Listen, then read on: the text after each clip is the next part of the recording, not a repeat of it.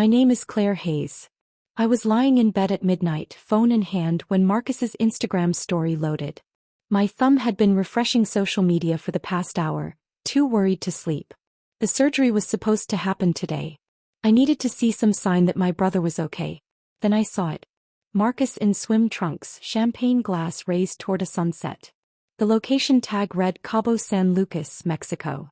Palm trees swayed behind him. His smile was huge and carefree. My chest went tight. I checked the timestamp. Posted 4 hours ago. Today. I stared at that photo until the screen went blurry. My hands started shaking so badly I almost dropped my phone. $50,000. That was what I had wired him 6 days ago for emergency surgery. Life or death, he had said. Tumor on his spine.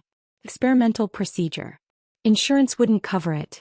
I had emptied my entire savings account without asking a single question. Because he was my brother. Because family was supposed to help family. Because I believed him when he cried into the phone about being scared. The champagne in his hand probably cost more than my dinner tonight. I forced myself to scroll through the comments under his post. My stomach turned with each one I read. Finally. You deserved this trip, bro. From his college roommate. About time you guys got away. From our cousin Bethany. Living your best life. Enjoy every second. From someone I didn't recognize. Then I saw Vanessa's comment. His wife. 3 heart eye emojis and best vacation ever. Not a single person looked confused. Nobody asked why he was partying in Mexico instead of recovering from surgery. Nobody mentioned medical emergencies or hospitals or any of the things he had described to me in terrifying detail less than a week ago. I read every comment twice. 27 people had responded. 27 people who clearly knew this was a vacation. A planned vacation. Not a medical crisis. I was the only one who didn't know. The only one who had been lied to. The only one stupid enough to believe my brother was dying. My phone buzzed with a new notification. Another story from Marcus. This one showed Vanessa laughing on a yacht. The caption read, "Dreams really do come true." As I thought. His dreams. Funded by my nightmare. I couldn't stop myself from opening our message thread. I scrolled back 6 days to the voice note that had changed everything. I tapped play. Marcus's voice filled my bedroom, thick with tears. "Sis, I'm so scared. They found something on my spine. The doctor says it's serious. They need to operate within a week or it could paralyze me." His breathing had been ragged. Desperate. I remembered how my own breath had stopped when I heard those words. "Insurance says it's experimental. They won't cover it. The hospital needs $50,000 up front, or they can't do the surgery. I don't have it. I've asked everyone. Please. I'm terrified. I don't want to end up in a wheelchair." I had called him back immediately, crying, promising I would help. I didn't ask to see medical records. I didn't ask which hospital. I didn't ask anything because my brother was dying and I loved him. Now I pressed my phone against my forehead and wanted to scream. Every sob in that recording had been fake. Every word had been calculated. He had weaponized my love for him and turned it into $50,000 in cash. Something clicked in my brain. A detail I hadn't questioned at the time. I opened my banking app and found the wire transfer from 6 days ago. My hands were steadier now. Anger does that sometimes. It burns away the shaking and leaves you cold and focused. I stared at the recipient account information. Not a hospital. Not a medical center. Not even a billing department. The account name read Marcus Brennan Business Solutions. His personal business account. The same one he used for his consulting work. The same one that had nothing to do with healthcare or surgery or anything medical.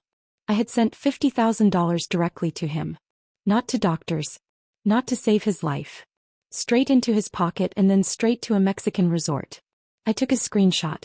Then another. I photographed the voice note, the Instagram posts, and the comments. I created a folder on my phone labeled Evidence, and moved everything inside. Something had shifted in my chest. The hurt was still there, sharp and deep. But underneath it was something harder. Something that knew exactly what needed to happen next. I wasn't going to call him. Not yet. Not until I knew everything. The next morning I did nothing. I didn't comment on his posts. I didn't send angry texts. I didn't call our parents or his wife or any of the people who had wished him a great vacation. I went to work, smiled at my coworkers and acted like my entire world hadn't exploded the night before. Marcus kept posting. Breakfast by the pool. Snorkeling. Sunset dinner. Each photo was another knife, but I took screenshots of every single one. By day 3 he had shared 15 stories and 8 posts. Each one is tagged with the resort name, the exact dates and his location. He was creating a perfect digital record of his lie, and he had no idea I was saving all of it. My friend Kayla asked if I was okay at lunch. "You seem distracted," she said. "Just tired," I replied. Which was true. I hadn't slept more than 3 hours since seeing that first photo. But I wasn't sad anymore. I was something else. Something patient and calculating. Marcus thought he had won. He thought I was too naive, too trusting, and too much of a pushover to ever fight back. He was about to learn how wrong he was. On day 4, Marcus finally texted me. "Hey sis. Surgery went well. Recovery is slow, but the doctor says I'll be okay. Thank you for saving my life. I owe you everything." I read it 3 times before responding. Each word was poison wrapped in gratitude. I typed back, "Oh thank God. I've been so worried. How are you feeling?" His reply came fast. "Sore but grateful. Can't move around much yet, but at least I'm alive." Can't move around much. While posting videos of himself jet skiing. I kept my responses warm and concerned. "Take it easy. Don't push yourself. Which room are they keeping you in?" "ICU for now. They're monitoring everything closely. ICU while sipping champagne on a yacht in Cabo." "I'm so relieved," I wrote. "Hey, quick question. Which hospital did you end up going to? I want to send flowers." The typing bubble appeared, then disappeared. Appeared again. 3 minutes passed. Finally, "Mercy General. But don't worry about flowers. Just knowing you cared is enough. Mercy General. The hospital where I had worked in the billing department for 2 years after college." Perfect. I waited until my lunch break to make the call. I sat in my car with the windows up and my phone on speaker. "Mercy General Hospital, how may I direct your call?" "Patient records, please." The line clicked. A woman answered. "Records department." "Hi, I'm trying to verify a patient admission. My brother is Marcus Brennan. He had surgery 4 days ago." Keys clicked on a keyboard. "Can you spell the last name?" "Brennan." More clicking. "I'm not seeing any recent admissions under that name. Can you provide a date of birth?" I gave her Marcus's birthday. More silence. More keyboard sounds. "Ma'am, we have no record of a Marcus Brennan being admitted in the past 30 days. Are you sure about the hospital name?" My voice stayed calm even though my heart was racing. "Yes. He told me Mercy General. Is it possible he's registered under a different name?" "Not unless he used a complete alias, which would be irregular." "I'm showing nothing." "Hey. Thank you for checking." I hung up and sat very still in my car. Birds were singing outside. People walked past carrying lunch bags. Everything looked normal except for the fact that I now had confirmation my brother had committed fraud. That night I couldn't stop thinking about the hospital call. The woman's voice had been so matter-of-fact. No record. No admission. Nothing. Marcus had lied about everything. Not just exaggerated. Not just bent the truth. Completely fabricated a medical emergency to steal from me. I opened my laptop and started a document. At the top I wrote "Timeline of Deception." Then I began listing every detail I could remember. May 15th. Marcus sends a voice note about the tumor diagnosis. May 16th. Sends message saying surgery scheduled for May 20th. May 17th. I wire $50,000 to his business account. May 20th. Marcus posts from Cabo San Lucas, claiming surgery is happening. May 21st to 24th. Multiple vacation posts while claiming to be in the ICU. Each entry made me angrier and sadder at the same time. This wasn't impulsive. This was planned. He had thought about this, practiced his crying voice, and picked the perfect lie that would make me act without thinking. But something else bothered me. $50,000 was a lot for a week in Mexico. Even a luxury resort wouldn't cost that much. Where was the rest of my money going? I couldn't sleep again. At 2 a.m. I was going through old text messages with Marcus, searching for patterns I had been too trusting to see before. 3 years ago, sis, my car got totaled. Insurance is being difficult. Can you loan me $8,000 until this settles? I had sent it. He paid back $3,000 and then stopped responding when I asked about the rest. 2 years ago. Emergency. The landlord is evicting me. Need $5,000 immediately or I'm on the street. I had sent it. Never saw it again. Last year. Business opportunity fell through. Need $12,000 to cover payroll or my company goes under. I had sent it. His company was fine. He just bought new office furniture. The pattern was crystal clear now, lit up like a neon sign. For a decade I had been his emergency ATM. Every crisis was fake. Every plea was calculated. And I had fallen for it every single time because I thought family meant believing each other. I calculated the total. $73,000. Gone. Stolen through fake emergencies and emotional manipulation. My brother had been running a scam on me for 10 years and I had been too stupid to notice. The next afternoon our family had a barbecue at our parents' house. I almost didn't go but then I realized Marcus would be there. Back from surgery. Ready to play his role. I walked in with a smile. Marcus was on the couch looking healthy and relaxed. No surgical scars. No pain medication. No weakness. How are you feeling? I asked sweetly. Better every day, he said. Still sore but I'm a fighter. Vanessa sat next to him scrolling through her phone. I saw her screen for just a second as I walked past. A group chat named Cabo Countdown with at least 8 people in it. My stomach dropped. I kept walking toward the kitchen but my brain was recording everything. Cabo Countdown. Not Marcus's surgery fund, or get well soon. A chat about a vacation they had been planning. Before he asked me for money. Before he invented a tumor. Before any of it. I stood at the sink pretending to fill a glass of water and felt something cold settle deep in my chest. This wasn't just fraud. This was premeditated. They had planned the trip, then designed the perfect lie to make me pay for it. My mother cornered me in the kitchen. Can we talk? All of us. Living room. Now. I followed her. Dad was already sitting in his armchair. Marcus and Vanessa were on the couch. Mom gestured for me to sit. Marcus told us there's been tension, Mom began. Her voice had that careful tone she used when trying to keep peace. Tension? I asked. Marcus jumped in, his face twisted with hurt. You've been cold to me, sis. Ever since the surgery. I don't understand. Did I do something wrong? I stared at him. The audacity was breathtaking. Dad cleared his throat. We're family. Whatever's going on, we need to work it out. Marcus went through something traumatic. He needs support, not judgment. I'm not judging him, I said carefully. Then why the distance? Mom asked. He said you've barely checked on him. Because I know he's a liar, I wanted to scream. Because I know there was no surgery. Because I know he stole $50,000 from me. But I didn't say any of that. Dad, I smiled. You're right. I should be more supportive. Marcus, I'm sorry. Let's move forward. Family first. Marcus smiled, relieved. Thanks, sis. That means everything. Of course, I said. Actually, can you do me a favor? For my records, can you sign something acknowledging the $50,000? Just a simple IOU. My accountant needs it for tax purposes. Marcus barely blinked. Sure. Whatever you need. 2 days later, Marcus came to my apartment. I had typed up a simple document on my laptop. This acknowledges receipt of $50,000 from Claire Hayes to Marcus Brennan on May 17 for medical expenses related to spinal surgery at Mercy General Hospital. Repayment terms to be determined.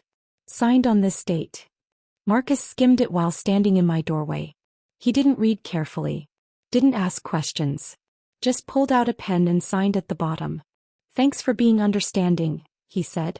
I really will pay you back once I'm back on my feet. Take your time, I said, taking the paper back. Health comes first. After he left, I made 3 copies. One went into a fireproof safe. One went into a folder at work. One went into cloud storage with all my screenshots and evidence.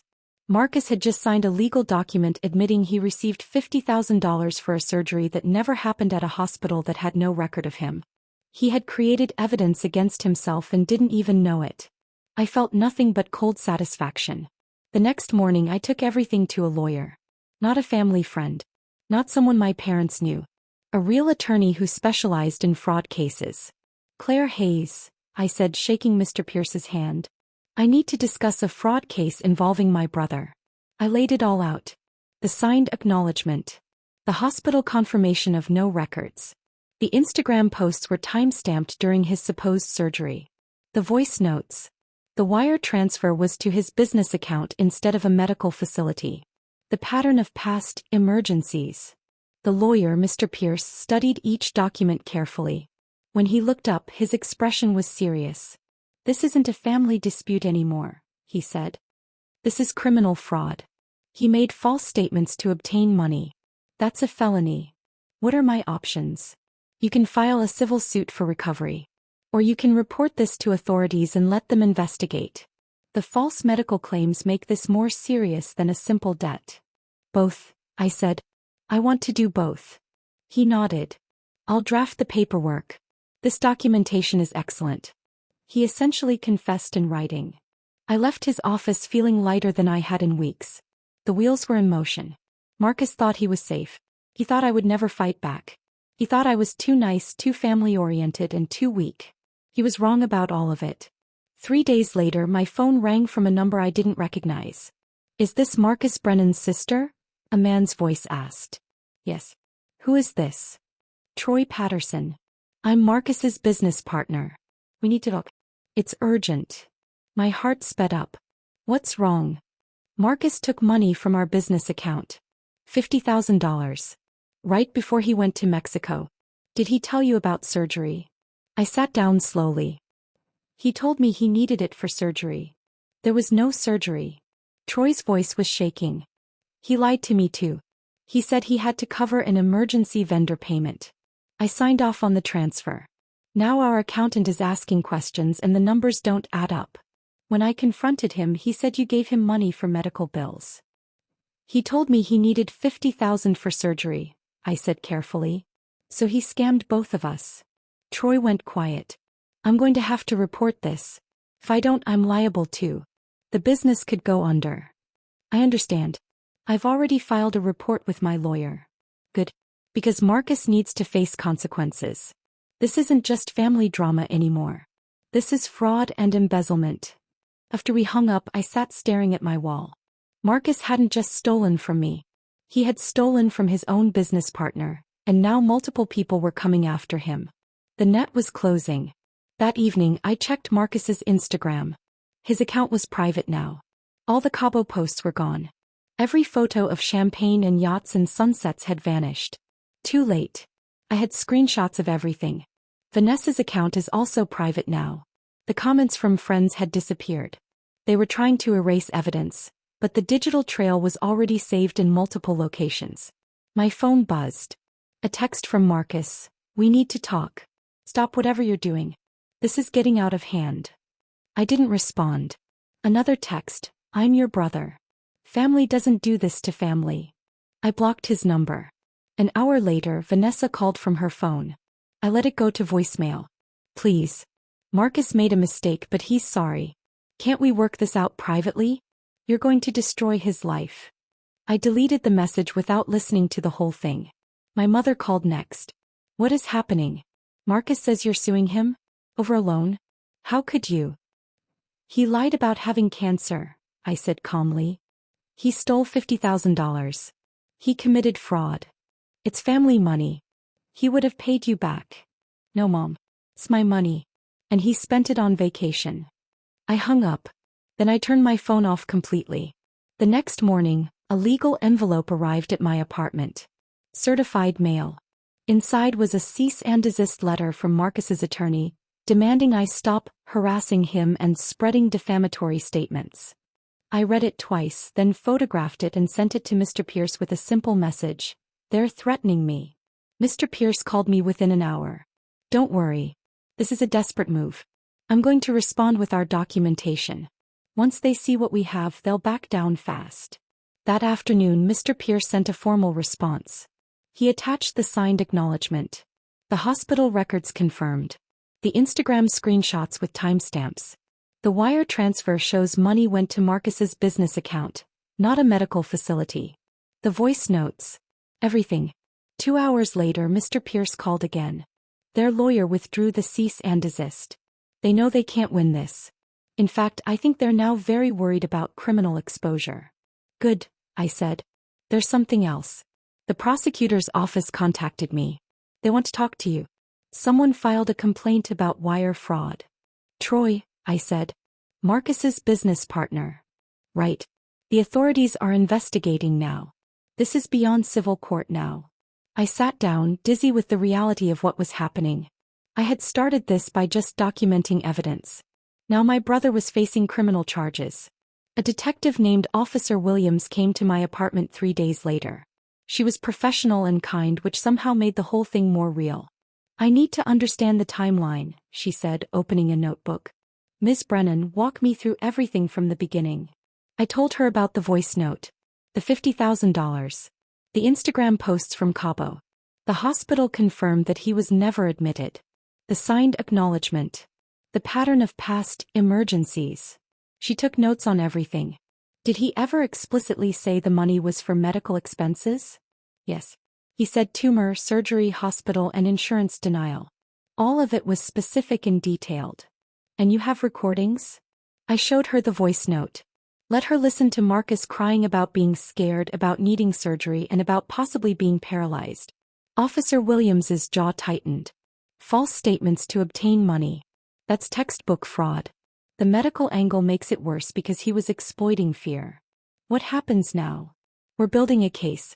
The fact that he used false medical claims to get money elevates this. He could face serious charges.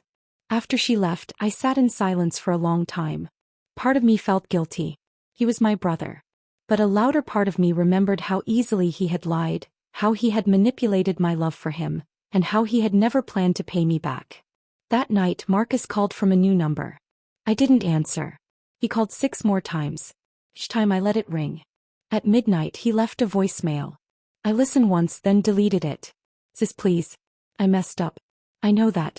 But you're destroying my life. The police are involved now. They're talking about charges. Please drop this. I'll pay you back. I swear. Every penny. Just make this stop. The voicemail sounded rehearsed. Practiced. Like the voice note where he had faked crying about surgery. Another voicemail came an hour later. This one sounded more desperate. Our parents are devastated. Vanessa is talking about divorce. My business is falling apart. Is this really what you want? To ruin your own brother? As I thought. If my brother is someone who lies and steals and manipulates, then yes, I want him to face consequences. I didn't call back. I didn't text. I didn't engage at all. The silence was my answer. By the end of the week, Marcus's world was collapsing in real time. Troy filed a formal complaint with the State Business Commission. The business accounts were frozen pending investigation. All contracts were suspended. Clients started backing out, not wanting to be associated with potential fraud. My phone buzzed with a text from Bethany, our cousin. Is it true? Did Marcus really fake cancer? I didn't respond, but the fact she was asking meant the story was spreading through our family. Another text from an aunt. Your mother says you're overreacting. But I remember you lending him money years ago. I always wondered. The narrative was shifting. People who had defended Marcus were starting to ask questions. The perfect image he had built was cracking. My dad called. His voice was different. Quieter. I spoke to Troy. He showed me bank records. Marcus took money from the business the same day you sent him money. Did he really tell you he had cancer? Tumor on his spine, I said. Emergency surgery or he'd be paralyzed. Dad went silent for a long time. I'm sorry. I should have listened to you. Yes, I said. You should have. The apologies started coming in slowly, quietly, like people were embarrassed they had doubted me. My mother didn't call, but she sent a text. I don't understand why this had to go so far. But I believe you now. I'm sorry. Bethany apologized in person. I thought you were being harsh. I didn't know he made up cancer. That's disgusting. Even Vanessa reached out, though her message was complicated. I didn't know about the medical lie. He told me you agreed to fund the trip as a gift. I'm filing for separation. I can't be married to someone who does this. One by one, the people who had defended Marcus, who had told me to forgive him, and who had pressured me to drop it were realizing the truth. My brother wasn't a victim. He was a con artist. And I wasn't overreacting. I was protecting myself from someone who had been hurting me for a decade. The family text thread, the one I had been excluded from for years, suddenly added me back. Messages of support appeared. "We're sorry. We should have believed you. Thank you for standing up to him." It felt hollow. But it also felt like vindication.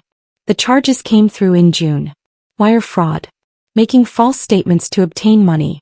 Theft of over $50,000. Mr. Pierce called to tell me. The prosecutor is moving forward. They have enough evidence. The trial is set for September. What does that mean for Marcus? If convicted, he's looking at prison time. Probably 3 to 5 years.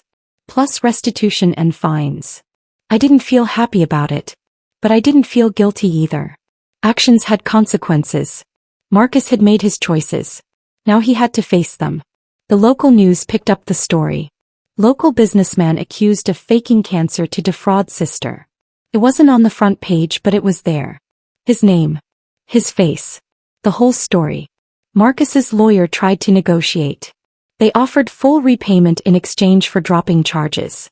But it wasn't my decision anymore. The state was prosecuting him for fraud. I was just a witness now. I told Mr. Pierce I wouldn't accept any settlement. I didn't want money. I wanted the truth. I wanted accountability. I wanted Marcus to understand that some lies destroy more than trust. Marcus's lawyer made one final attempt. He called Mr. Pierce with an offer. Marcus would plead guilty to a lesser charge, pay full restitution, and accept probation instead of prison. Mr. Pierce asked my opinion. They're trying to avoid trial. What do you want? I thought about it for a long time.